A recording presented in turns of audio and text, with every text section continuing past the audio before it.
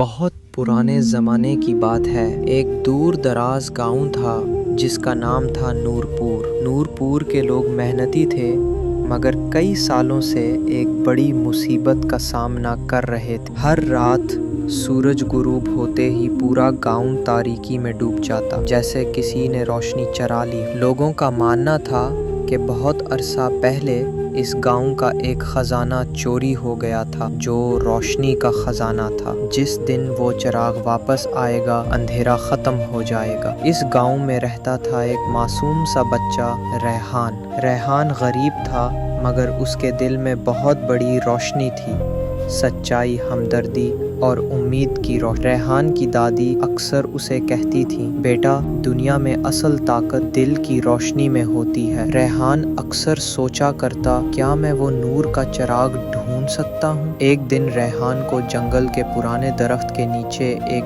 ٹوٹی ہوئی تختی ملی۔ اس پر لکھا تھا، نور کا چراغ صرف اسی کو ملے گا جو دوسروں کے لیے جیے گا۔ ریحان نے فیصلہ کیا، وہ چراغ ڈھونڈے گا، گاؤں کو بچائے گا۔ اس کی مہم کا آغاز ہوا۔ اس کے ساتھ چلے دو اور بچے، سلیم طاقتور مگر غصہ والا اور زونیا چالاک مگر ڈرپوک۔ راستے میں ایک پل آیا جو جادوئی تھا۔ پل پر لکھا تھا، اگر تم صرف اپنے لیے چڑھو گے پل گر جائے گا، اگر تم کسی اور کے لیے چڑھو گے پل خود مضبوط ہو جائے گا۔ سلیم نے زور آزمائی کی، پل ٹوٹ گیا۔ زونیا نے چالاکی کی، پل ہلنے لگا۔ ریحان نے پل کے کنارے کھڑے ایک زخمی پرندے کی مدد کی، پل چمکنے لگا اور مضبوط ہو گیا۔ تینوں نے یہ آزمائش پار کی، پھر اندھیری غار میں پہنچے۔ غار کے اندر آواز آئی، جو جھوٹ بولے گا راستہ گم کر دے گا۔ اندر جاتے ہی اندھیرے میں ایک خواب جیسا منظر ظاہر ہوا۔ سب نے اپنے دل کی سچائی دیکھنی تھی۔ سلیم نے دیکھا کہ وہ طاقت سے دوسروں کو دکھ دیتا ہے۔ زونیا نے دیکھا کہ اس کا خوف دوسروں کو نقصان پہنچاتا ہے۔ ریحان نے دیکھا کہ وہ خود بھی کبھی کبھی حسد کرتا ہے۔ مگر سچائی کا سامنا کیا؟ ریحان کی آنکھوں سے آنسو نکل آئے اور غار کی دیوار پر روشنی نمودار ہوئی۔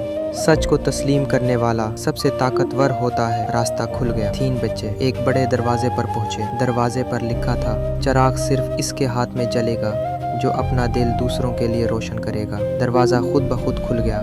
اندر ایک سنہری تخت پر نور کا چراغ رکھا تھا۔ سلیم نے اٹھایا، چراغ بجھ گیا۔ زونیا نے اٹھایا، روشنی مدھم پڑ گئی۔ ریحان نے چراغ کی طرف دیکھا، پھر پیچھے مڑا اور بولا، یہ چراغ گاؤں کا ہے، میں اسے سب کے لیے لے جا رہا ہوں، اپنے لیے نہیں۔ چراغ اچانک چمکنے لگا، سارا کمرہ روشنی سے بھر گیا۔ تینوں دوست خوشی سے رو پڑے۔ اندر چراغ واپس گاؤں لایا۔ جیسے ہی چراغ گاؤں کے چوک میں رکھا گیا، پورا گاؤں روشن ہو گیا۔ پہاڑ، درخت، آسمان سب چمکنے لگے۔ لوگ خوشی سے چلانے لگے، ریحان زندہ باد، نور واپس آ گیا۔